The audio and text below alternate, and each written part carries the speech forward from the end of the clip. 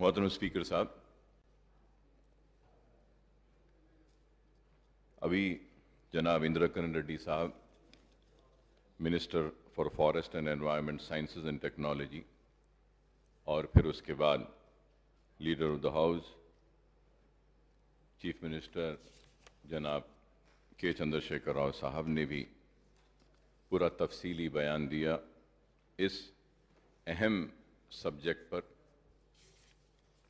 मैं अपनी पार्टी की जानिब से चीफ मिनिस्टर साहब ने जो रेजोल्यूशन की बात की है उसकी हमारी पार्टी की जानिब से हम भरपूर उसकी तायीद करेंगे और करते हैं।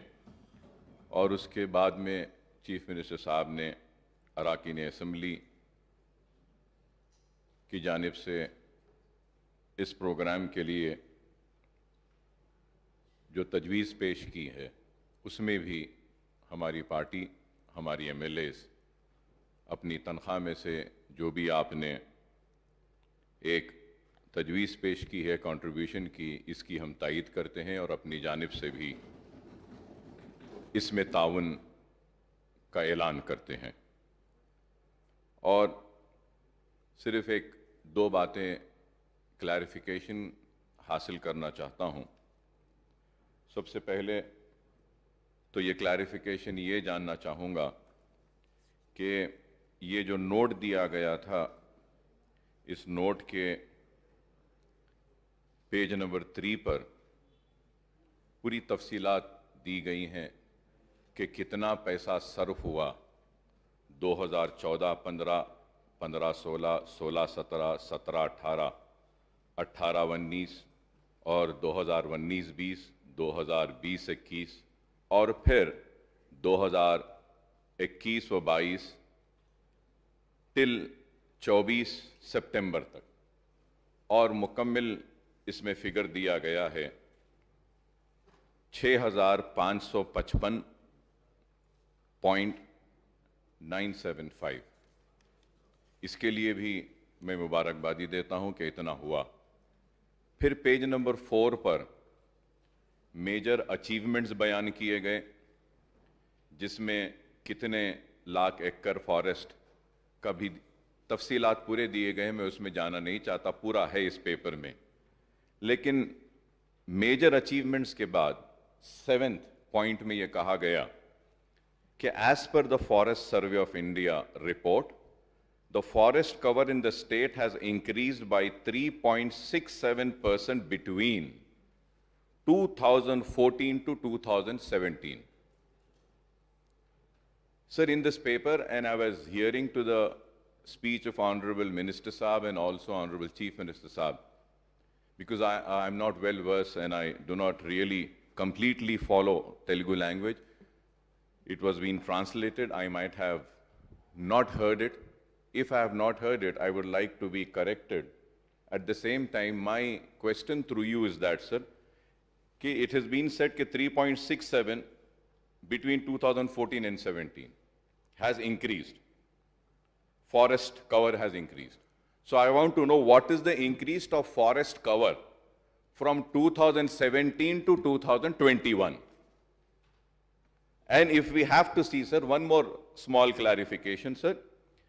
If it is 3.67% from 2014 to 17, the amount spent from 2014 to 17 is 1,396.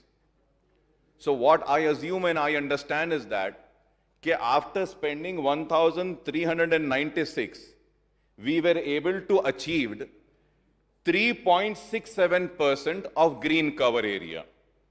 So if we minus 1,396 from 6,555, that means the remaining amount is 5,159 crores. So if we go according to this 1,396, 3.67%, then that means for 5,159, we have covered now more than 6%. If I am right or wrong? I am right or wrong, I want to know, sir. So why am I saying is this, sir, that we have spent 6,000 crores And the survival rate, as per the reply given by Honorable Minister Saab, is 80 to 95%.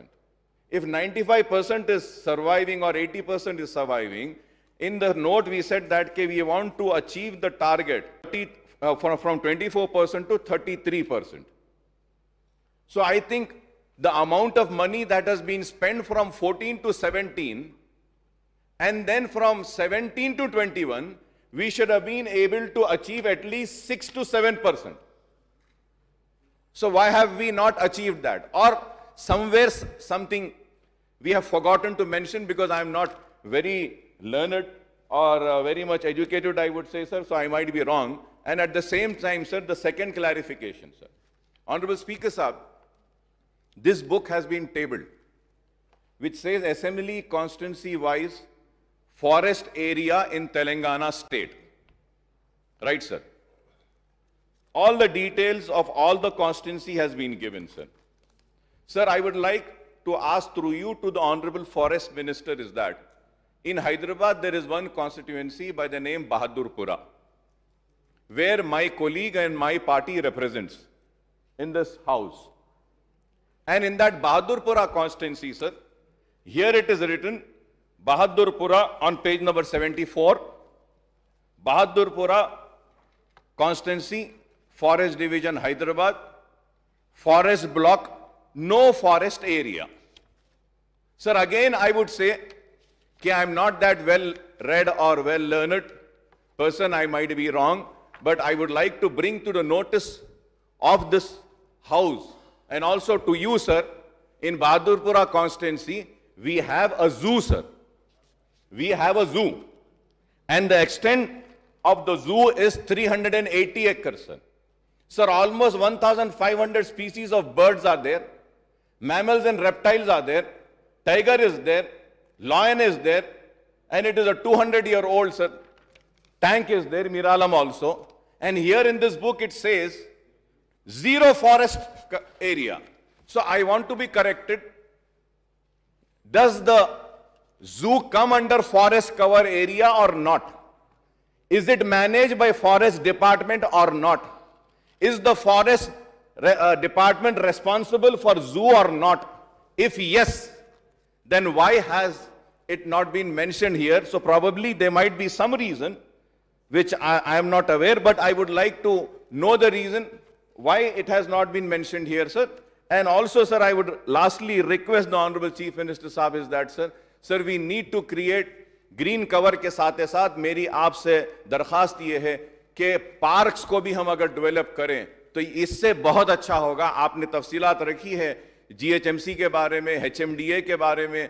पुराने शहर में मैं ख़ास तौर से आपसे दरख्वास्त करूंगा स्पीकर साहब के ज़रिए चीफ मिनिस्टर साहब से कि पार्क्स को डेवलप करने के लिए लीजिए और नए नए जो एरियाज जो हम दे रहे हैं जहां पे जैसे कि फार्मा सिटी आ रहा है, इलेक्ट्रॉनिक सिटी है या जो भी एक्सपेंशंस आ रहे हैं, इन एरियाज में आप पार्क के वास्ते एक एरिया को रखिए, वहां पे एलोकेट करिए ताकि वहां पे पार्क डेवलप हो. जब वहां पे पॉपुलेशन आएगा, आबादी आएगी, इंडस्ट्रियलाइजेशन होगा या फ्लैट्स आएंगे, कुछ भी आएगा, तो वहां पर एक ग्रीन कवर भी होना चाहिए. सर शुक्रिया साहब. सबसे पहले को मैं शुक्रिया अदा करता हूं जो उन्होंने मेरे तजवीज़ का खैर मकदम किया और अपने पार्टी की तरफ से ताउन भी दिया. दूसरी बात यह है सर, जो भी फॉरेस्ट मिनिस्टर साहब का दिया हुआ नोट है, इस नोट को बनाते हम ज़रूर है. जो फिगर्स आपको दिए हैं 2014-17 का जो रिपोर्ट है, गवर्नमेंट ऑफ इंडिया का एक फॉरेस्ट एजेंसी है, वो लोग नोटिफाई करते हैं, वो लोग मतलब डिक्लेयर करते हैं कहाँ कितना बढ़ा, कहाँ कितना कटा, जिस राज्य में जिस रियासत में कटा, जिस रियासत में बढ़ा, वो लोग सर्टिफाई करते हैं, हम लोग नहीं करते. तो 14-17 तक तो जो हालात था, गवर्नमेंट ऑफ इंडिया 2020 में इसको नोटिफाई किया.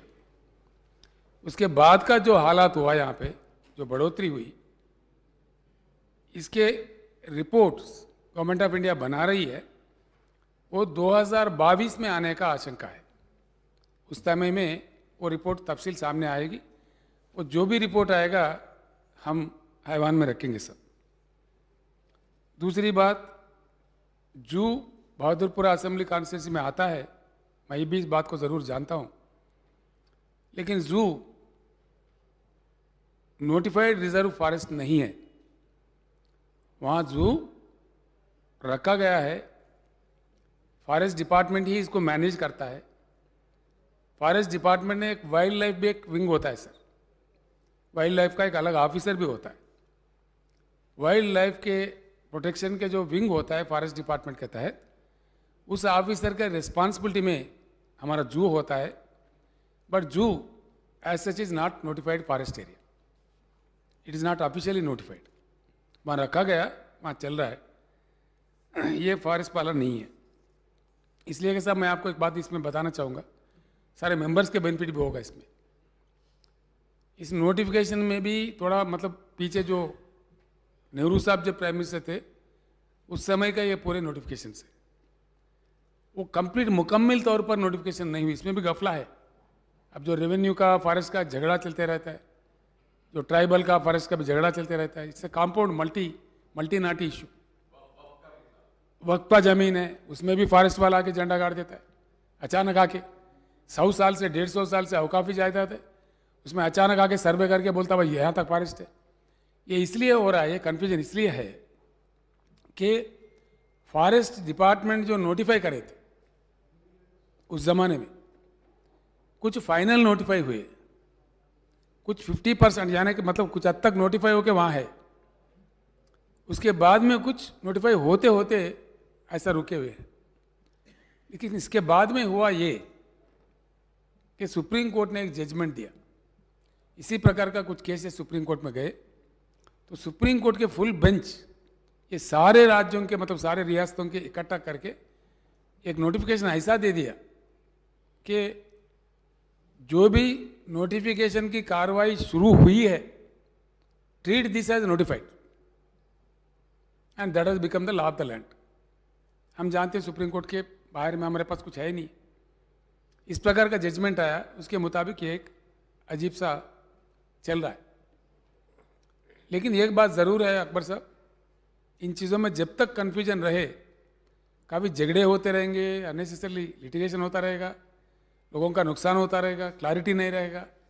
इसको किसी एक तरीके से हमको निकालना है। मेरा आपसे रिक्वेस्ट है, आपसे गुजारिश है कि जो मुकम्मल सर्वे तेलंगाना लैंड मास का मैं प्रपोज कर रहा हूँ वो एक बार आ जाए तो काफ़ी चीज़ें, हमारे अवकाफी जायदाद बच सकता है, हमारे देवल मंदिर का ज़मीन बच सकता है, सरकारी ज़मीन भी बच सकता है, लोगों का भी ज़मीन बच सकता है। किसी ने नाजायज़ कब्जा किया हो कि गरीबों का, उनका भी, उन लोगों के साथ भी इंसाफ हो सकता है। तो एक मुकम्मल सर्वे हमारे लिए काफ़ी कुछ मदद कर सकता है। मैं आपको यकीन दिलाता हूँ कि जल्द से जल्द, कोरोना का वजह से वो रुका हुआ है, वो कार्रवाई शुरू होगी। अब मैं समझता हूँ उसमें काफ़ी चीज़ें हल हो जाएगी। Thank you. short discussion